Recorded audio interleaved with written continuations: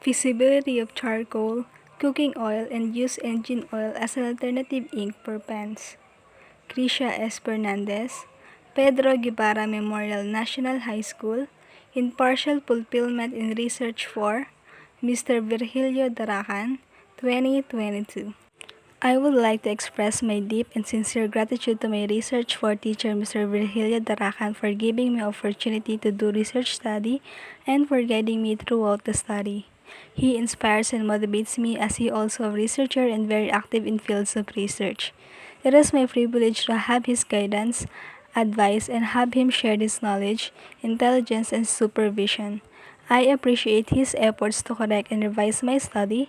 I pledge not to waste every effort of him and carry this throughout my journey and life.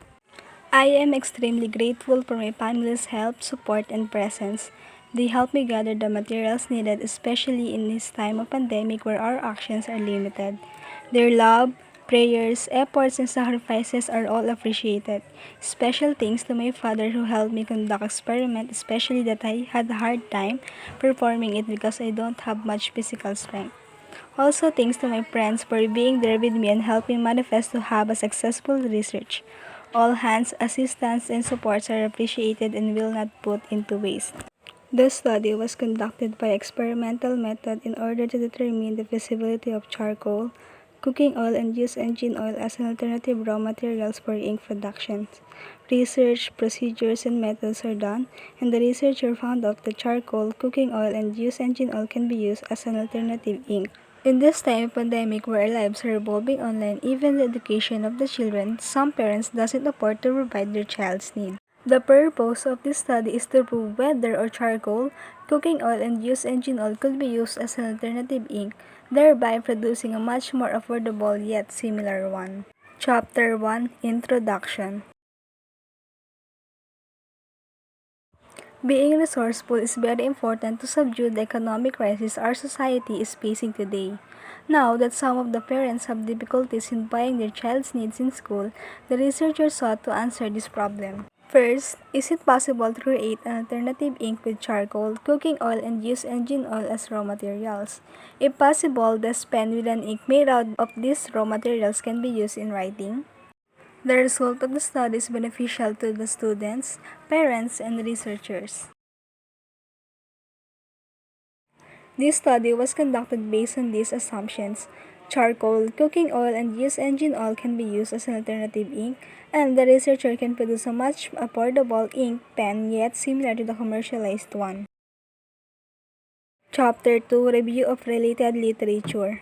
In foreign studies, Bernice Cruz on the 4th of July 2014 posted her complete study titled Feasibility of Charcoal as an Alternative Ink for Markers, which you can find at prezi.com. While in local studies, John David Oja Castro posted their group's undone study on academia.edu, which is titled DIY Ink for Markers, Feasibility of Charcoal as an Alternative Ink for Markers. Chapter 3 Research Methodology. These studies' main points are to produce a cheaper black pen, determine if pen made out of charcoal is feasible, produce a DIY ink that is affordable yet similar to the commercialized one. The charcoal was pulverized using mortar and pestle and placed on a container cup. The 40 ml used engine oil, 13 ml cooking oil, and 16 ml charcoal for the setup A were measured and transferred to a separate cup using a syringe, and the 16 ml used engine oil, 16 ml cooking oil, and 16 ml charcoal for the setup B were also measured and transferred on a separate cup using a syringe. After putting the raw materials on the two containers, it was mixed using a stirrer, and using again the syringe, the solutions were transferred on different refillable brush pens. Chapter 4 Results and Discussion. The intensity levels of the commercialized pen and the setup A and B solutions. The color and texture of the commercialized pen were pure black and smooth, while the product of the setup A is brownish black and smooth, while the product of the setup B was shadow black and smooth with some particles of charcoal. Chapter 5 Conclusion. The study was successful because we can use charcoal, used engine oil, and cooking oil as alternative raw materials for ink production.